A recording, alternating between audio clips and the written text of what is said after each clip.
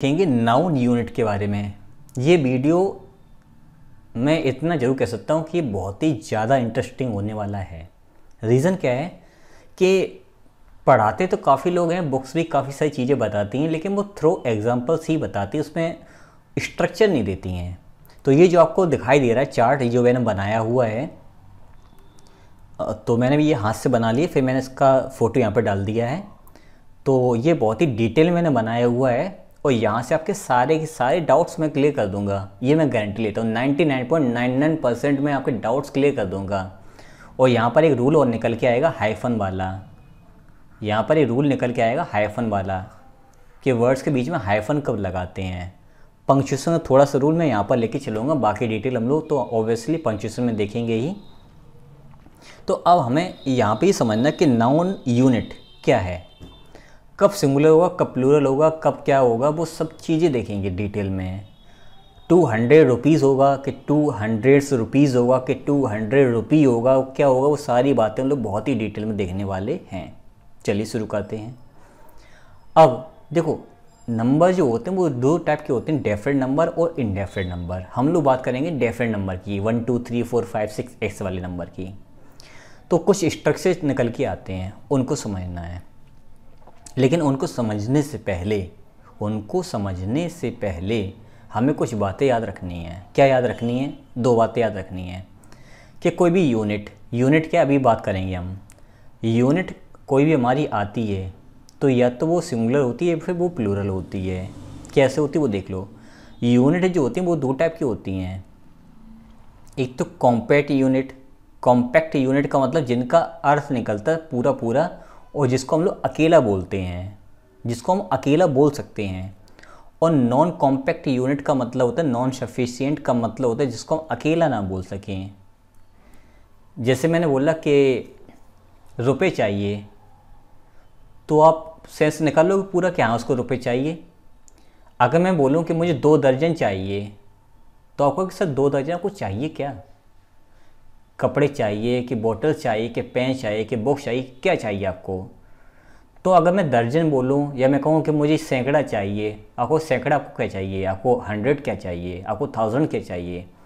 तो जब मैं डज़न, फुट, इंच ये कुछ भी बोलूँ तो इनसे कोई मीनिंग पूरा नहीं निकल रहा है। ये अकेले कभी भी सेंस नहीं दे सकते हैं। लेकिन मैं बोलूँ कि सालों से काम कर रहा हूँ, तो आप काम पूछो कौन सा काम करो, लेकिन साल नहीं पूछो कितनी। तो मंथ है, साल है, या फिर आपका माइल्स है, मीलों से चल रहा हूँ, तो माइल्स और ले लो। यहाँ पर एक माइल्स और है, तो ये भी कॉम्पैक्ट में आता है। तो ये वर्ड्स जो वो अपना खुद का सेंस देते हैं, तो ये ज़रूरत के हिसाब से हम इनसे सिंगुलर प्लूरल दोनों बना सकते हैं। समझते हैं ध्यान से। इनका अर्थ पूरा निकलता है तो ये ज़रूरत के हिसाब से सिंगुलर प्लूरल हो सकते हैं। कैसे होंगे वही बात करेंगे। और ये नॉन कॉम्पैक्ट हैं, इनका अर्थ पूरा नहीं निकलता है, इसलिए हम इनके साथ में एस और यस नहीं लगाते हैं, और लगा भी सकते हैं एस और यस ज़रूरत के हिसाब से। ये दोनों बातें नहीं भी लगा सकते हैं और लगा भी सकते हैं। अब अगर बात करें, जब हम कोई नंबर लें, नंबर का जैसे हमने इस नंबर का मतलब यहाँ पर संख्या है, नंबर का मतलब यहाँ पर संख्या है, ये याद रखना, संख्या। जब हमें कोई संख्या मिले, संख्या के बाद हमें कोई मिले यूनिट, तो वो यूनिट रहेगी सिंगुलर, और उसके बाद भले वो एडजेक्टिव आए या कोई नाउन आए। ठीक है, थोड़ा उलझ रहे हो, मैं एग्जांपल से बताता हूँ। यू आर आप हो 20 ईयर्स ओल्ड। अब ये वाला फॉर्मूला यहाँ से फॉलो होता है, यहाँ से समझ लो, यहाँ से बिल्कुल क्लियर हो जाएगा। फिलहाल आपने यूनिट समझ ली। यूनिट दो टाइप की होती हैं, कॉम्पैक्ट यूनिट और non compact unit. Compact unit singular plural हो सकती है, नॉन कॉम्पैक्ट सिंगुलर प्लूरल हो सकती है। दोनों का सेंस समझना है, बस हमें कैसे समझना है वो देख लो। यू आर 20 ईयर्स ओल्ड, तो ओल्ड मेरी क्या है? एडजेक्टिव है। ओल्ड मेरी क्या है? एडजेक्टिव है। ईयर्स मेरी क्या होगी? यूनिट हो गई। अब ये यूनिट कौन सी वाली है? ये यूनिट जो है वो मेरी कॉम्पैक्ट यूनिट है, तो सिंगुलर प्लूरल दोनों हो सकती है। अब ये फिर यहाँ पर होगा 20 मेरा क्या है?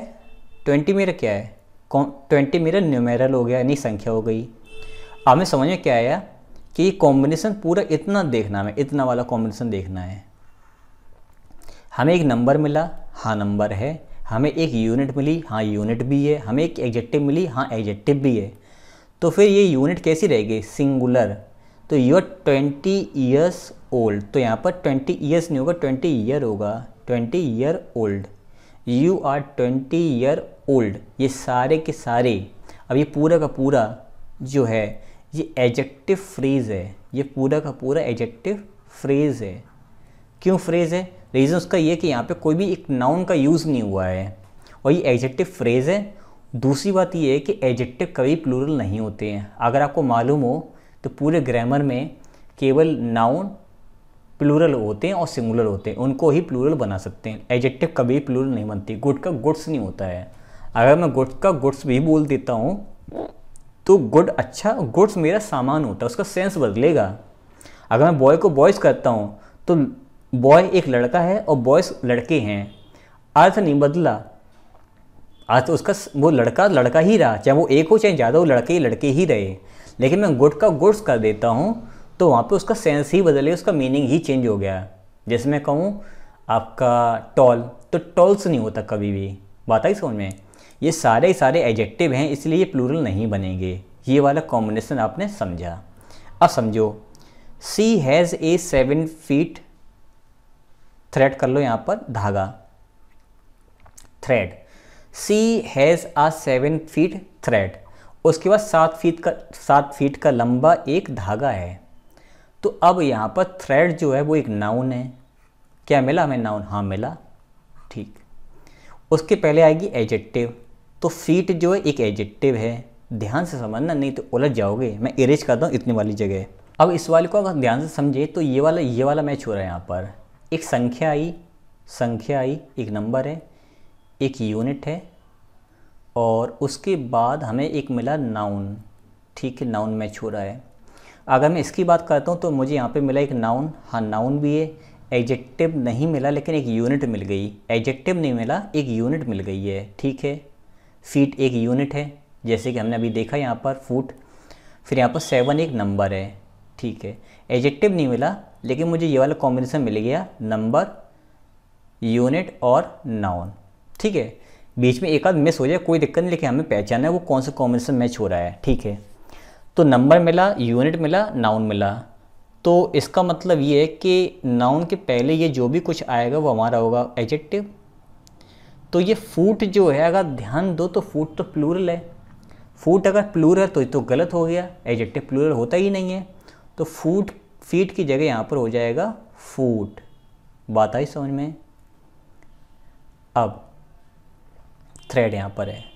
अब यहाँ पर ए क्यों आया, आप कहो सर यहाँ पर ए क्यों आया। देखिए, ये पूरा का पूरा एक आपका एडजेक्टिव फ्रेज़ है और उसके पहले ये ए जो है वो थ्रेड के लिए आया हुआ, धागे के लिए। तो यहाँ पर ये मेरा सेंटेंस करेक्ट है, कोई गलती नहीं। आगे भी बताऊँगा ये सही कैसे और है फिर से। तो यहाँ पर ये एडजेक्टिव था इसलिए ये सेंटेंस मेरा अब करेक्ट हुआ है। दूसरी बात कि जब, अब मेरी बात ध्यान सुनना, मैं अब बात रिपीट अपनी करता हूँ कि ये प्लूरल कब होगा, सिंगुलर कब होगा। देखो, जब यहाँ पर एक नंबर हमें मिले, एक नंबर, एक संख्या मिले, तो ये शब्द जितने भी हैं वो सारे के सारे हमारे सिंगुलर रहते हैं। ये सारे के सारे वर्ड्स हमारे सिंगुलर रहते हैं। आई थिंक आपको ये बात समझ में आ गई होगी। अब इस वाली चीज़ को फॉलो कैसे करेंगे वो देख लो एक बार फिर से। आई हैव, सब्जेक्ट और वर्ब, कोई प्रॉब्लम नहीं। 10 रुपीज़ नोट। अब ध्यान दो, रुपीज़ कॉम्पैक्ट यूनिट आ गई, रुपीज़। ठीक है, उसके पहले कोई संख्या है, नंबर है, हाँ है, नंबर भी है। कहने का मतलब ये है कि एक नंबर मिला 10, ठीक है, यूनिट मिली। यूनिट कौन सी वाली है, कॉम्पैक्ट है कि नॉन कॉम्पैक्ट है, हमें कॉम्पैक्ट यूनिट मिली। तो फॉलो कर लो, एक हमें नंबर मिला, ठीक है, ये वाला फॉलो हो रहा है। ये नंबर मिला, यूनिट मिली, हाँ यूनिट मिली। उसके बाद हमें एडजेक्टिव नहीं मिली, हमें क्या मिला, नंबर मिला। इसका मतलब कि हमें एक नंबर मिला, एक यूनिट मिली और एक नाउन मिला। तो हमें ये मिला नाउन। तो ये नाउन हो गया और नाउन से पहले आती एडजेक्टिव। तो ये नाउन से पहले हमारी जो यूनिट आएगी वो कैसे आएगी, सिंगुलर। तो यहाँ पर रुपीज़ ना होकर के हो जाएगा रुपी। ₹10 नोट्स। अब यहाँ पर नोट्स होगा कि नोट होगा उसको भी कंफर्म कर लो। आई हैव ₹10 नोट्स, मेरे पास 10 रुपये के नोट है नहीं हैं, मतलब मेरे पास एक से ज़्यादा 10 रुपये के नोट हैं। मैंने कहा, आपने कहा सर रुपये हैं आप पास, मैंने कहा कि हाँ मेरे पास 10 रुपये के नोट हैं, मतलब एक से ज़्यादा हैं। नोट्स का मतलब यहाँ पर एक से ज़्यादा नोट्स हैं। अगर मैं कहूँ मेरे पास 10 रुपये का एक नोट है तो आई हैव ए ₹10, फिर नोट्स ना होकर के यहाँ पर हो जाएगा नोट। मेरे ख्याल से आपको बातें अब बिल्कुल क्लियर हो गई होंगी। चलिए, यू हैव 5 ईयर, आपके पास 5 साल हैं।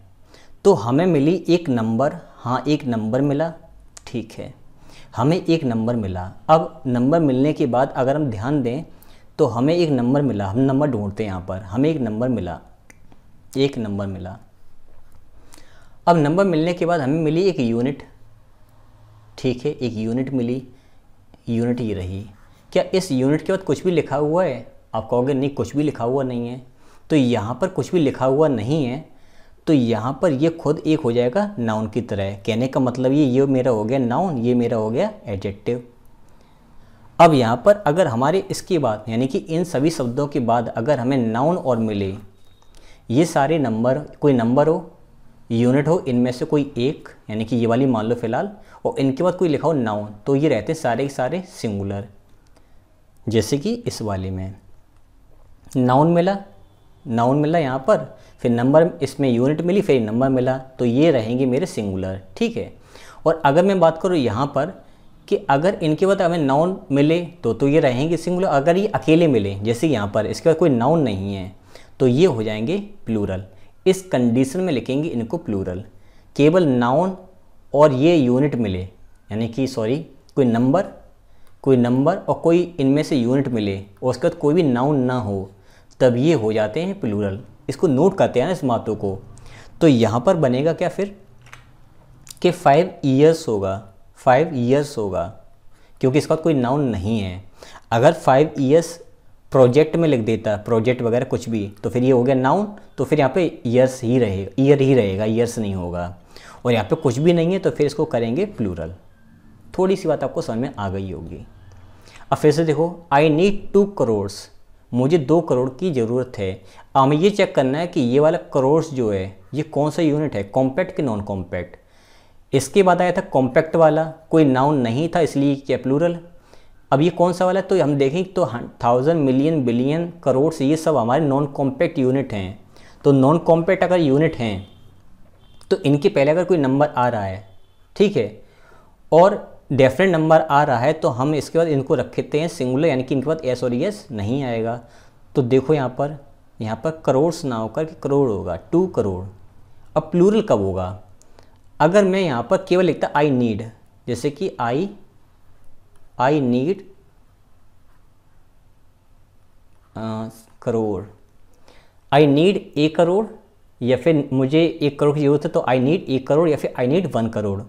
मुझे करोड़ों की ज़रूरत है तो आई नीड करोड़्स।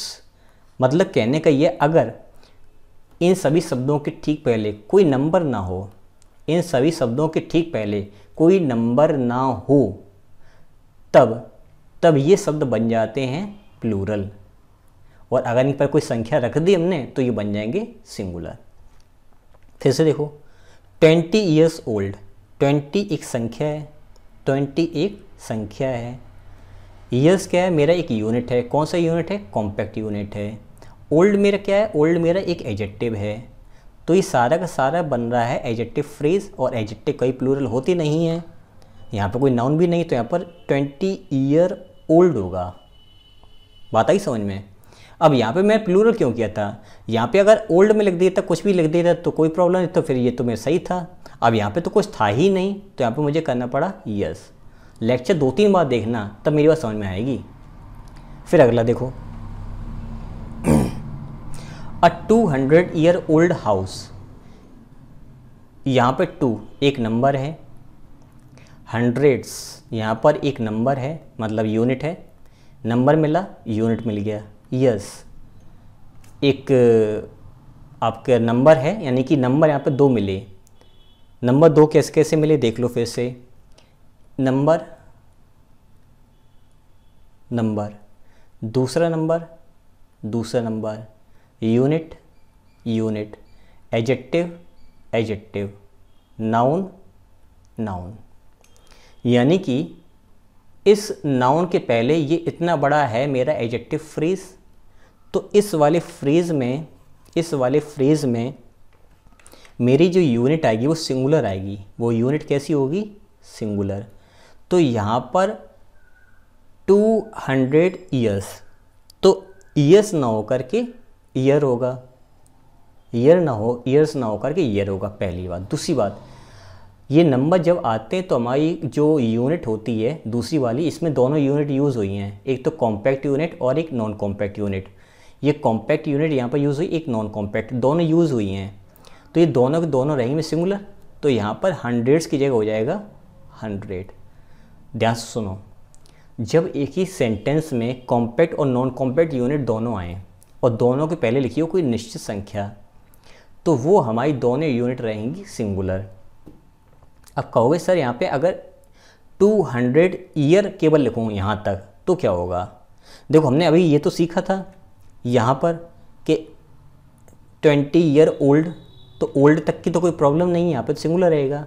अगर मैं केवल इतना लिखूँ 200 ईयर, तो अब इनमें से कौन कौन सी चीज़ें प्लूरल होंगी? ईयर यहाँ पर है, तो देखो ये तो सिंगुलर ही है क्योंकि कॉम्पैक्ट यूनिट है, तो यहाँ पे तो एस नहीं लगे, ये तो सही है हमारा। लेकिन इसके बाद कोई नाउन नहीं है, इसलिए ये मेरा हो जाएगा प्लूरल। ये प्लूरल हो सकता है। अगर इसके बाद नाउन एक और होता है जैसे कि हाउस, तो ये सिंगुलर हो जाता। ठीक है, अगला, अब ए क्यों आया? क्योंकि हाउस यहाँ पर एक है संख्या में, इसलिए यहाँ पर ए आया हुआ है। एग्जाम मिस्टेक आती, ए नहीं देते वो एग्जाम में, और अगर यहाँ पे हाउसेस होता तो यहाँ पर ए नहीं आता, द हो सकता है, वो अलग टॉपिक है।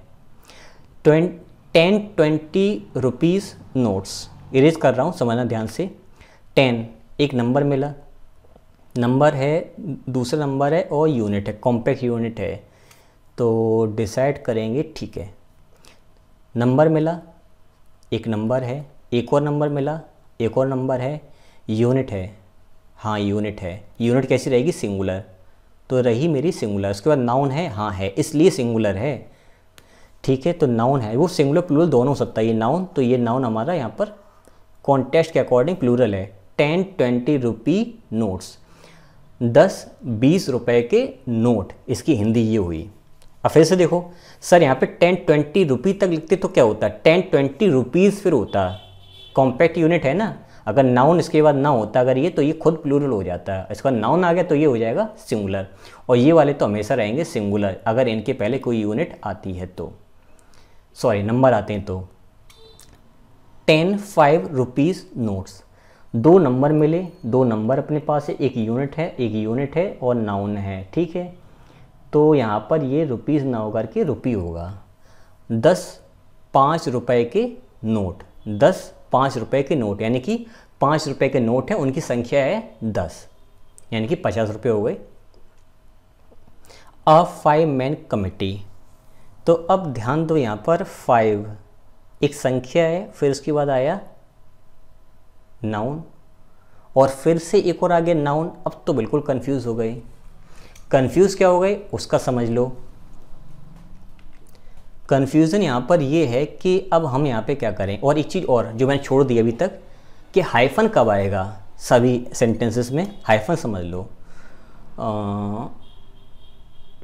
ठीक है, देखो हाँ यहाँ से शुरुआत हुई थी, यहाँ पे बता दे रहे, जैसे कि लास्ट में जो वर्ड बचेगा उसके पहले वाले वर्ड्स के बीच में लगाते हैं हाइफन। तो यहाँ पर मैं इरेज कर दे रहा हूँ। ठीक है, जैसे ये आखिरी वर्ड बचा हुआ है तो इसको छोड़ दो, बाकी पहले वाले लगाएंगे हाइफन। यहाँ पे लगाए हाइफन और यहाँ पर हो जाएगा ईयर। ए 7 फुट थ्रेड, तो यहाँ पर 7 और फुट के बीच में आएगा हाइफन, इसको लास्ट वर्ड मानेंगे। ये लास्ट वर्ड है तो यहाँ पर हो जाएगा रुपीज़, यानी कि रुपी होगा, फिर आई हैव 10 हाइफन ऐसे।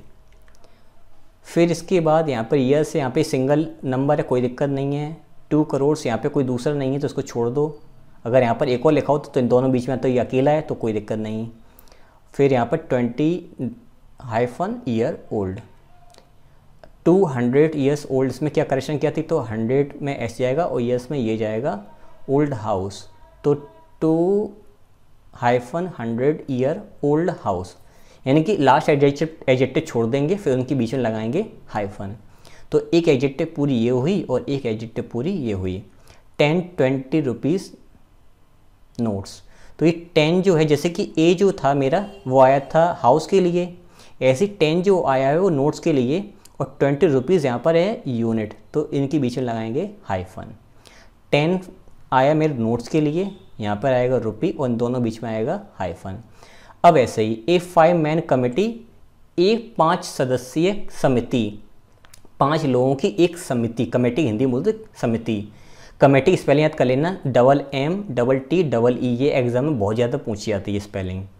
तो 5 मैन कमेटी, तो ए तो आया कमेटी के लिए क्योंकि संख्या में ये एक है, तो फिर इसके पहले ये मेरी एक यूनिट है, इसका मतलब इनमें मेरा एक और यूनिट आ गया। यूनिट हम लोग बना सकते हैं अपने मन से, ज़बरदस्ती नहीं कि वही हैं, बना भी सकते हैं। तो फिर मैन MAN होगा क्योंकि यहाँ पर एडजेक्टिव की तरह काम कर रहा है, फिर 5 हाइफन लगेगा बीच में, 5 मैन कमेटी, राइट आंसर। इस तरह से चीज़ें आपको बनानी है। वीडियो कम से कम, अगर आपको समझ में नहीं आ रहा है, कम से कम 10 से 15 बार देखना, अलग अलग दिन देखना, आपको हर एक बात क्लियर हो जाएगी। फिर देखते हैं अगला, 100 ऑफ स्टूडेंट इज़ और आर हेयर। अब हमारे शुरू होते हैं इंडेफिनिट नंबर। अभी हम बात करते हैं ये प्लूरल कब होंगे, अब होंगे। जब इंडेफिनिट नंबर आएंगे तब क्या होगा, जब हमें यूनिट मिले और ऑफ लगा मिले, फिर एक और नाउन लिखा मिले, तो प्लूरल हेल्पिंग वर्ब आएगी। कर लो, यहाँ पर एक यूनिट मिली, ऑफ आया और एक नाउन आया, तो यहाँ पर हंड्रेड्स, क्योंकि यहाँ पे कोई नंबर तो है नहीं डेफिनेट नंबर, इसलिए हंड्रेड्स होगा।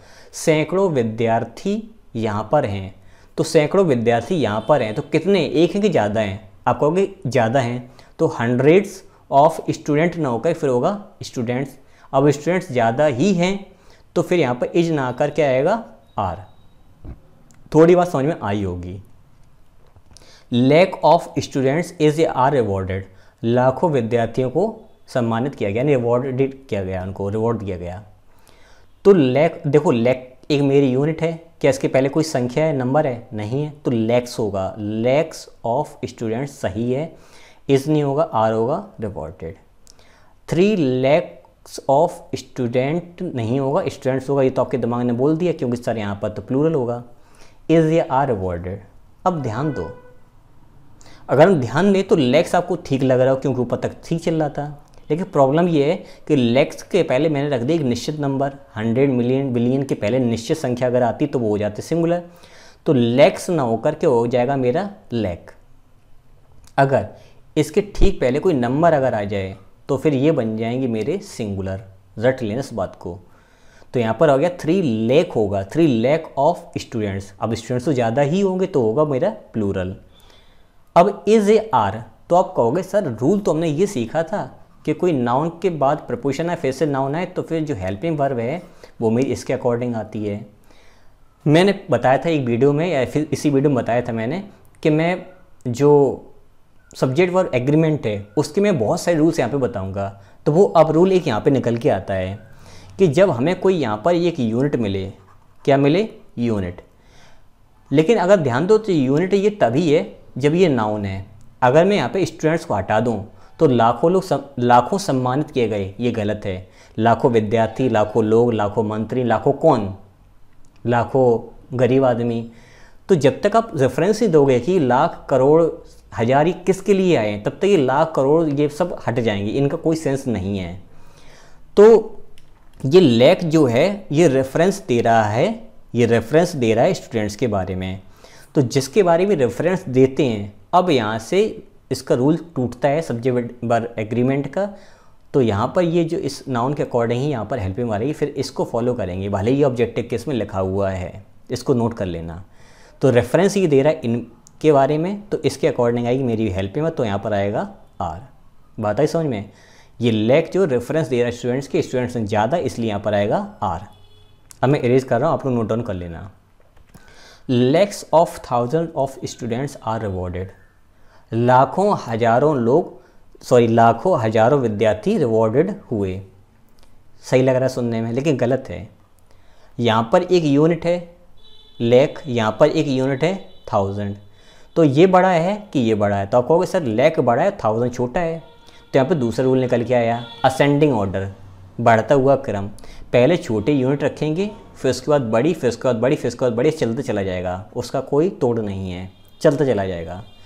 तो हम इसे करेंगे क्या कि thousands of lakhs of students, thousands of lakhs of students are rewarded. और ये पूरा रेफरेंस किसके बारे में दे रहा है?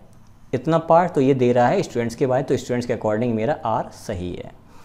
तो पहले छोटी यूनिट रखी जाएगी, फिर रखी जाएगी मेरी बड़ी। हैंडफुल ऑफ शुगर इज़ या आर एडेड, मतलब मुट्ठी भर की शुगर डाल दी गई। तो हैंडफुल मैंने फिर से देखा एक यूनिट है मेरी, लेकिन किस तरह की है? ये मेरी आर्बिट्रेरी यूनिट है। आर्बिट्रेरी का मतलब होता है कि कोई ऐसा नाउन जिसमें हम FUL जोड़ दें, तो वो बन जाता है मेरा कंपाउंड नाउन। और कंपाउंड नाउन को प्लूरल बनाने के हमने सीखा था कि लास्ट में लगाते हैं S। तो कप फुल कर दो, spoon full, mouth full, fist full, fist का मतलब मुट्ठी भर के, हैंड फुल का मतलब हाथ भर के, बाउल फुल बाउल भर के। जब इनमें FUL जोड़ते हैं तो ये बन जाता है मेरा कंपाउंड नाउन, और कंपाउंड नाउन होने की वजह से हम इसके लास्ट में जोड़ते हैं S। तो हमने ध्यान दिया कि हैंडफुल के ठीक आगे, इस यूनिट के आगे कोई नंबर तो है नहीं जो कि सिंगुलर रहे, जैसे कि यहाँ पे हमने किया था S, ऐसे यहाँ पे हो जाएगा हैंडफुल्स ऑफ शुगर। अब हैंडफुल्स लग रहा है प्लूरल, तो सर वर्ब लग रही है आर सही, लेकिन आर गलत है। मैंने बताया था कि रेफरेंस जिसके बारे में देता है उस नाउन के अकॉर्डिंग लगती है वर्ब। तो शुगर मेरी अनकाउंटेबल नाउन है, जो कि मैंने अनकाउंटेबल और काउंटेबल नाउन के बीच में बहुत ही डिफरेंस अच्छी तरह से बताया था। उसके अकॉर्डिंग ये तो मेरी सिंगुलर है, तो यहाँ पे वर्ब आएगी मेरी इज। आर गलत है। पूरा का पूरा मैंने आपका दिमाग चेंज कर दिया और ये सारी बातें बता करके उम्मीद पूरी कर रहा हूँ। लास्ट में देखते हैं 7 स्पूनफुल्स ऑफ शुगर इज़ एडेड। अब कोई सर शुगर के अकॉर्डिंग तो इज सही है, अब की बार स्पूनफुल्स भी सही है, लेकिन गलत है। अब की बार मैंने इसके आगे लगा दिए एक डेफिनेट नंबर, तो जब डेफिनेट नंबर आता है तो ये शब्द हो जाते हैं सिंगुलर, इसलिए मेरे स्पूनफुल्स ना होकर के स्पूनफुल होगा। और यहाँ पर कोई नंबर नहीं था इसलिए हो गया था ये प्लूरल। बात आ गई समझ में? इसलिए सेंटेंस अब मेरा सही है। 3 हैंडफुल्स ऑफ टीचर्स आर रिवॉर्डेड। कुछ 3 मुट्ठी भर के, ऐसे बोलते नहीं यार मुट्ठी भर लोग वहाँ पर उपस्थित थे, तो मुट्ठी भर मन से बता दिया, मतलब कुछ फालतू को, मतलब बल्कि जिनको मैं कुछ समझता नहीं वो ऐसे लोग वहाँ पे इकट्ठे थे। तो 3 handful of teachers are rewarded, कुछ मुट्ठी भर टीचर जो है, मतलब उम्मीद तो बहुत सारी की थी। तो पूछे कितने थे? मैंने कहा अरे थोड़े से मुट्ठी भर टीचर वहाँ पर आए थे, उनको रिवॉर्ड दिया गया, मतलब ना के बराबर कुछ स्पेशल टीचर वहाँ पे रिवॉर्डेड हुए हैं। तो ये सेंस बुरा नहीं है, सेंस का मतलब कुछ टैलेंटेड टीचर ही अच्छे रिवॉर्डेड हुए हैं। तो अगर हम ध्यान दें तो हैंडफुल के आगे ठीक आगे एक नंबर, और नंबर अगर आ गया तो हैंडफुल्स ना होकर हो जाएगा हैंडफुल। रेफरेंस किसको दे रहा है? टीचर्स को, तो टीचर्स के अकॉर्डिंग आर मेरा करेक्ट है। बात आई समझ में? अब लास्ट रूल देख लो, यूनिट्स फॉर मेजरमेंट। ये बड़ा स्पेशल है, जैसे amount, weight, distance, height, speed और पीरियड ऑफ टाइम, ये सारे मेजरमेंट ऑफ यूनिट हैं, यानी कि किसी न किसी चीज़ को, लंबाई को, दूरी को, समय को नापने की ये यूनिट्स हैं। अगर इनका सेंस, अगर ये सारे के सारे डिवाइडेड सेंस में यूज़ होते हैं, अलग अलग के सेंस में, तब इनके साथ प्लूरल हेल्पिंग वर्ब आएगी। कैसे यूज़ करेंगे बताएंगे अभी। और अगर ये यूनाइटेड सेंस में यूज़ हो रहे हैं, एक ही भाव में, एक ही के सेंस में, तो इनके साथ में यूज़ होती है सिंगुलर हेल्पिंग वर्ब। कैसे होगी, क्या होगी वो देखें अब सेंटेंस से। 500 रुपीज़ आर स्पेंड, 500 रुपये खर्च हो गए। तो 500 रुपये खर्च हो गए, तो ये बात मैं तब बोलूँ जब एक साथ मैंने उसको जोड़ा, एक साथ मैंने उनको जोड़ा, तभी तो मैं कर सकता हूँ। आपको सर नहीं ये गड़बड़ लग रहा है, ये अलग भी तो हो सकता है, 500 रुपये मैंने अलग भी तो खर्च किए होंगे ना, तो समझ लो। अब अगर मैं बात करूँ कि खर्च तो हो गए हैं, तो अगर मैं कहूँ कि यहाँ पे अगर कुछ ऐसा लगता है जिससे ये पता चल जाता कि एक ही बार में खर्च हुए हैं, तो समझ में आता कि वन टाइम ये यूनाइटेड सेंस में यूज़ हुआ है। यहाँ पर कोई ऐसा वर्ड नहीं लिखा है जो हमें ये बता रहा हो कि ये पैसे एक साथ खर्च हुए हों, ऐसा कोई बात लिखी नहीं है। जब लिखी ही नहीं है तो 500 रुपीज़ आर स्पेंड, तो ये नंबर है, ये यूनिट है, इसके अकॉर्डिंग तो फिर ये हो जाएगा सिंगुलर। रुपीज़ के बाद कोई भी शब्द नहीं, इसलिए रहेगा मेरा प्लूरल, जैसे हमने अभी सीखा था। 500 रुपीज़ आर स्पेंट, सेंटेंस मेरा करेक्ट है। 500 रुपये खर्च हो गए, ये यहाँ पे सेंस नहीं आ रहा है कि एक साथ हुए हैं। अगर एक साथ का सेंस नहीं आ रहा है तो हम इसको डिवाइडेड सेंस में ही मान के चलेंगे। 10 माइल्स, माइल्स हमने सीखा था कि 10 माइल्स इज़ या आर अ बिग डिस्टेंस।